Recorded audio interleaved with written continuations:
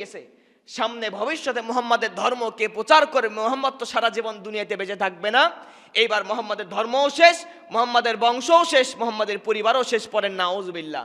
যিনি পরিবার রক্ষা করবেন তিনি কে? আরো জোরে কোন? যিনি ধর্ম রক্ষা করবেন তিনি কে? এইবার আল্লাহ রাব্বুল আলামিন কুরআনুল কারীমের ভিতরে সুন্দর করে ডাক দিয়ে জানায় দিচ্ছেন, ইউরিদুনা লিইউতফিউ নূরাল্লাহি বিআফওয়াহিহিম আল্লাহু মুতিম্মু নূরিহি ওয়ালাউ কারিহাল কাফিরুন। আল্লাহ রাব্বুল আলামিন বলেন, কাফির, বেদিন, মুশরিক আর মুনাফিকরা চিন্তা ভাবনা করে, ওরা টার্গেট নাই আল্লাহর জমিন থেকে আল্লাহর ধর্ম, আল্লাহর নূরকে নির্বাপিত করে দিবে, বিলীন করে দিবে, শেষ করে দিবে, স্টপ করে দিবে। আল্লাহ তাআলা বলেন, আমি রব আমার কসম খেয়ে বলে নিলাম, তোমরা যতই চেষ্টা করো আমি রব আমার নূরকে প্রজ্বলিত করব। আপনারা সকলেই কেমন আছেন? শুকরিয়া আদায় করছি সে আল্লাহ রাব্বুল আলামিনের দরবারে, যে আল্লাহ রাব্বুল আলামিন শাবান মাসের প্রথম জুমায় আপনাকে আমাকে সুস্থ রেখে ভালো রেখে 2 রাকাত ফরজ নামাজ আদায়ের নিমিত্তে আল্লাহর ঘর মসজিদে আসবার মতো সুযোগ এনায়েত করেছেন, সেজন্য সকলে মিলে পড়ছি আলহামদুলিল্লাহ। কারণ নবীজি দোয়া করতেন, আল্লাহুম্মা বারিক লানা ফি রজব ওয়া শাবান ওয়া বাল্লিগনা ইলা রমাদান। হে রব, রজব আর শাবান মাসে বরকত দাও, রমজান পর্যন্ত হায়াত বৃদ্ধি করে দাও। আমরা রজব মাস পার হয়ে শাবান মাসে উপস্থিত হয়েছি, তার মানে আল্লাহ তাআলা আমাদের হায়াতের ভিতরে বরকত দিয়েছেন। কথা কোন ঠিক কিনা? এরপরে আমাদের মাঝে আসবে রমজানুল মোবারক মাস। আল্লাহর নবীজি বলেছেন, শাবানু শাহরি ও রমাদানু শাহরুল্লাহ, পরি সুবহানাল্লাহ। নবীজি বলেছেন, শাবান মাস হলো আমার মাস, মানে আমি নবীজির মাস, আর রমজান মাস হলো স্বয়ং আল্লাহ রাব্বুল আলামিনের মাস, বলি সুবহানাল্লাহ। নবীজি স্বয়ং শাবান মাসকে নিজের মাস বলে আখ্যায়িত করেছেন, আর রমজান মাসকে আল্লাহর মাস বলে আখ্যায়িত করেছেন, বলি সুবহানাল্লাহ। শাবান মাসে নবীজি এত ইবাদত বন্দিগি করতেন, যেই ইবাদত বন্দিগির মাধ্যমে আল্লাহ রাব্বুল আলামিনের নবীজির স্ত্রী আম্মা জানা আয়েশা রাদিয়াল্লাহু তাআলা আনহা বলছেন, নবীজি রমজান মাস ছাড়া অন্য বাকিগুলো মাসে যতগুলো রোজা রাখতেন, তার ভিতরে সবচাইতে বেশি রোজা রাখতেন সেটা হলো রমজানের আগের মাস শাবান মাস, বলি সুবহানাল্লাহ। নবীজিকে জিজ্ঞাসা করা হলো, ইয়া রাসূলুল্লাহ, এই মাসে আপনি এত রোজা কেন রাখেন, ইবাদত বন্দিগি কেন এত বৃদ্ধি করে দেন?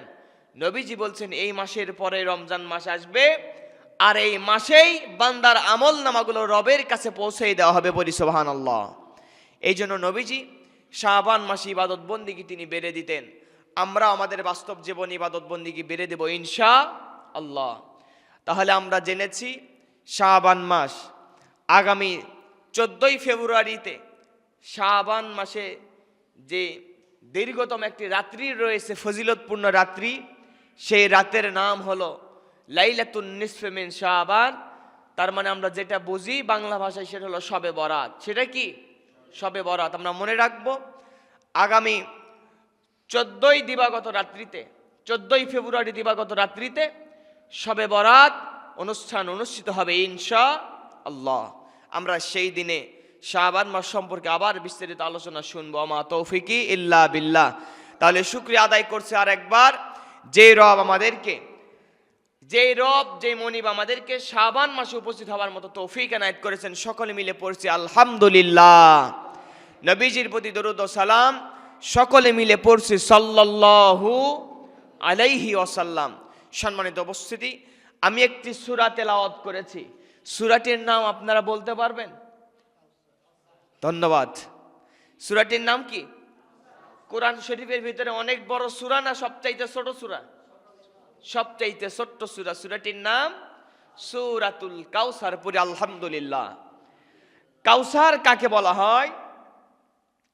সূরা কি জিনিস? এই সূরা কাউসারটির অর্থ কি? এই সকল বিষয় আমরা জানবো, বুঝবো, আমল করার চেষ্টা করব ইনশাআল্লাহ। তাহলে আল্লাহ তাআলা কোরআনুল কারীমের ভিতরে কতটুকু সূরা দিয়েছেন, কয়টি সূরা দিয়েছেন আমাদের জানার দরকার আছে না নাই? বলেন তো, পুরা কোরআন শরীফের ভিতরে সূরা দিয়েছেন কয়টি? আরো জোরে? 114টি। এই 114টি সূরার ভিতরে সূরা কাউসার কোরআন শরীফের ভিতরে একটি অন্যতম সূরা পড়ি সুবহানাল্লাহ। এখন সূরা কাউসার কয় নম্বর পারায় আছে?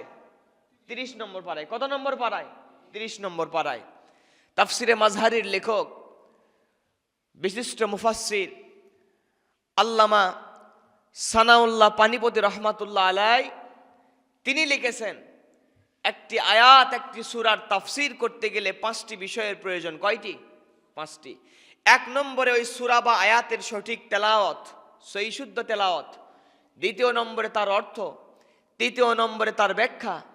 4 নম্বরে তার শানে নুজুল লাগবে। 5 নম্বরে তার শিক্ষা লাগবে। এত কিছু পড়বার পরে যেটা হলো, এটার নাম হয়ে যায় তাফসির পড়ি সুবহানাল্লাহ। এইবার আমরা জানলাম কোন সূরা তেলাওয়াত করেছি। আরো জোরে, কাউসার। কাউসার শব্দের অর্থ এবার জানবো। কাউসার শব্দের অর্থ হলো প্রাচুর্য। শব্দের অর্থ কি? প্রাচুর্য। আল্লাহর পক্ষ থেকে অনেকগুলো নিয়ামত পড়ি সুবহানাল্লাহ। এইবার সূরা কাউসার আমরা সকলে মিলে তেলাওয়াত করব ইনশাআল্লাহ। পড়েন, আউযু বিল্লাহি মিনাশ শাইতানির রাজিম, বিসমিল্লাহির রহমানির রহিম, ইন্না আ'তাইনাকাল কাউসার ফাসাল্লি লিরাব্বিকা ওয়ানহার, ইন্না শানিআকা হুয়াল আবতার।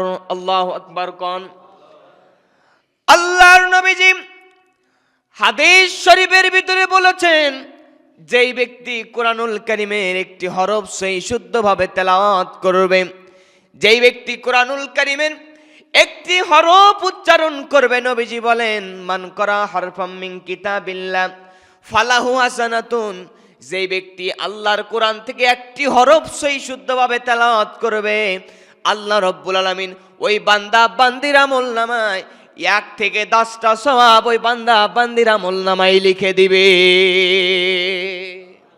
এইবার আপনারা যারা আউযু বিল্লাহ বিসমিল্লাহ শরীফ সহ সূরা কাউসার তেলাওয়াত করেছেন, পাঠ করে ফেলেছেন, আল্লাহ তাআলা সূরা কাউসারের ভিতরে যতগুলো হরফ, যতগুলো অক্ষর দান করেছেন, প্রত্যেকটি অক্ষরের বিনিময় আমার আল্লাহ তাআলা আপনার আমলনামায় 10 করে সওয়াব লিখে দিয়েছেন। পড়ি সুবহানাল্লাহ। এইবার আমরা জানব সূরা কাউসারের অর্থ কি। আল্লাহ তাআলা শুরুতেই ডাক দিয়ে জানায় দিচ্ছেন, ইন্না আ'তাইনাকাল কাউসার, হে নবীজি আমি আপনাকে কাউসার দান করেছি। কি দান করেছি? কাউসার দান করেছি। 2 নম্বর আয়াতে আসেন, আল্লাহ তাআলা তার পরবর্তী অংশে ডাক দিয়ে বলতেছেন, ইন্না আ'তাইনাকাল কাউসার ফাসাল্লি লিরাব্বিকা ওয়ানহার, হে নবীজি আপনাকে যেহেতু আমি কাউসার দান করেছি, আপনি আপনার রবের জন্য এবার আপনি নামাজ আদায় করেন, আপনার রবের জন্য আপনি কুরবানি করেন। পড়েন সুবহানাল্লাহ। 3 নম্বর আল্লাহ তাআলা কি বললেন? ওয়া ইন্না শানিআকা হুয়াল আবতার, আল্লাহ তাআলা জানায় দিলেন, নবীজি আপনারে যারা নির্বংশ বলে দেয়, আপনারে যারা হাট করে বলে দেয়, আপনি নবীজি আপনাকে যারা বলে দেয় আপনার বংশ বিস্তার থাকবে না, আপনার বংশে কোনো লোকজন থাকবে না, হে নবী